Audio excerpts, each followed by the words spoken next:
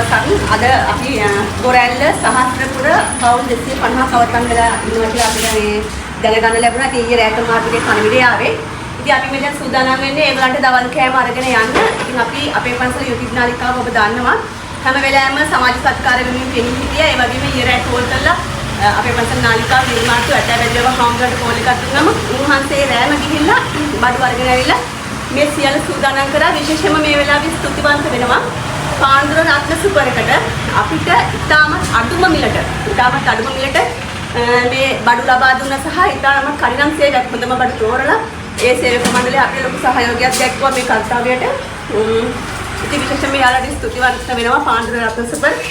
ඉතින් අද මෙතනින් පටන් ගන්නවා ඊළඟ අපේ සහන යාත්‍රාව අපි ආරම්භ කරනවා. අපේ පන්සල් නාලිකාව ශ්‍රාවක ඔබ හැම දෙනාටම පුළුවන් අපිත් එක්ක අත්වල බැඳ ගන්න. අපේම ජනතාව මේ වෙලාවේ පීඩා විඳිනවා. අපේම සහෝදර සහෝදරයන් අම්මා තාත්තලා පීඩා දරුවන් මේ හැම දෙනා වෙනුවෙන්ම සාහසලසන අපි සූදානම්. අපිට පුළුවන් උපරිමේ ඒක නිසා අපි ආරාධනා කරනවා අපිත් එක්ක එකතු වෙන්න අත්වල බැඳ ගන්න. අපේම අයට උදව් කරන්න මේක අවස්ථාවක්.